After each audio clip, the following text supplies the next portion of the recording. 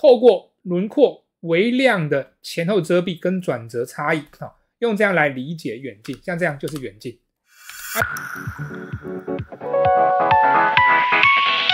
好，半年前的嫩嫩猪，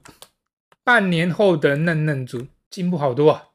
真欣慰啊，要哭了，真的進步好多半年啊！然後半年期間我都想說破了嘴，他們連橫切連動都不想動。那來看一下，我來幫你改了給你一個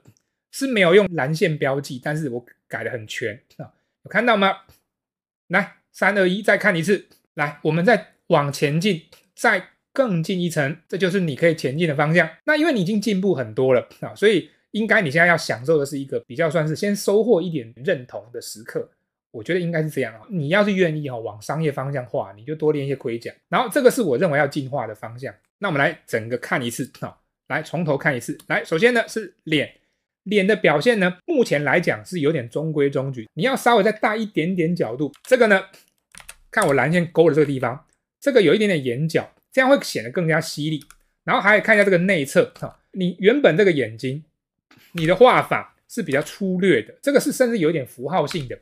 那你要能夠在這種末端那種地方做很小的那種小的細節修飾，它才會讓這個圖顯得精緻。要有這種小東西，如果只是這種粗略的輪廓的話呢，這不行，還差一個檔次你感受一下。然後再來的話呢，就是鼻子要更明確一點。目前這個鼻子是大概的位置，你要精準抓一個，在這個角度下，它應該定點的位置在哪邊？然後再來嘴巴這邊有一點也是一個公式畫法。就可能原本記住一些公式你要表現出的就是真的要能夠帶出一個立體角度然後不管是色彩還是明暗表現，兩邊這個嘴角呈現的這個明暗變化，這一點點內容要把立體感整個充分呈現出來，這是一種精準的處理就是你現在要提升到這然後你有些東西在畫的時候呢，會下意識的回到左右均分。那這個呢要盡量避開，練功來講都要練那種大一點角度的，你立體才會好那往下這邊這個身體呢，目前看這是正面嘛看起來是蠻像正面的。雖然我覺得你畫可能沒有那麼刻意，可是均分的習慣是已經看到，就左右邊面積有點太過一致那我們畫的時候盡量不要讓人感受到這一點，可以透過角度微量的擺動，然後胸部大小你只要有微量的變化，然後領子要跟着微量的变化稍微分配一下，這個角度就会帶出来，那它就會变得更加的精準，更加的細緻那你看這個領子，這邊領子的話呢，其實你的大小處理跟我這邊的處理好，然後注意一下鈴鐺這邊有橫切線問題，你覺得鈴鐺的往下還是往上比較好這個當然你可以轉它，但是呢往上會比較合理一點然後再來看一下這個手掌動作的話呢，我知道你要畫的是什麼，就那種可愛的那种撩爪的那個姿勢嘛那你要抓的那個感覺，看能不能進一步再畫出來。這個指頭接下來對你是下一個考驗是，原本你只能平鋪，這樣叫平鋪，然後這樣呢叫做畫出遠近，這是指尖這樣畫出遠近，你要逼自己能夠畫出這種遠近平鋪的話呢很簡單，就只要把輪廓帶一下，這樣就平鋪但是要畫出遠近，到這個階段才可以所以這邊你看到嗎？這個是有遠近的，透過輪廓微量的前後遮蔽跟轉折差異用這樣來理解遠近，像這樣就是遠近你本來要這樣抓就是這樣嘛，是不是？那這個動作你都發想了下去了，你就要自我挑戰然後注意這個手為什麼我是把它往內趕？原本你是把它放到這邊，因為卡邊邊沒有那麼理想，我覺得縮進來有另外一種媚態，你覺得嘞？像這樣把手縮進來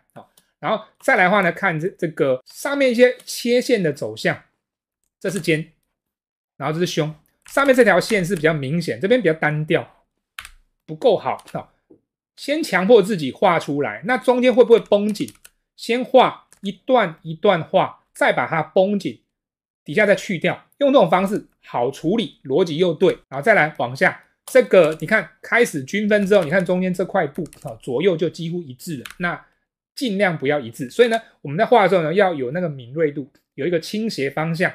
看頸部、胸部這邊往哪個方向引導，往下你就要順着畫下來，然後再來呢，這邊要有很多的橫切重疊，疊起來，再來呢，這個服裝上小碎花是不是這個就要處理再更好一點，然後也要看一下這個腿的話呢，這個曲線的理解，這個肉感也不錯，遠近感差一點，這兩隻腳都畫不出遠近，這是遠近，那怎麼畫來的？遠近有個重點叫重疊，重疊呢體現在橫切，不停的一圈一圈的疊上去這個東西，那怎麼樣去擠壓這些結構？只要擠得好，空間結構就會對，在很短的位置內，你呢只能用小弧度，我們可以用大弧度，所以呢強迫自己畫出大弧度，並且感知這個弧度代表的遠近意義，這樣子就可以。那這樣的話呢，畫面就會更好。然後還有一個你橫切也是錯的哈，這個地方，這個有一個手環橫切，以這個角度來講，應該是往下彎會比較好。那改成這樣，我就覺得，如果說你的目前這個色彩配上這個線組上去，我覺得這個圖的效果會非常好。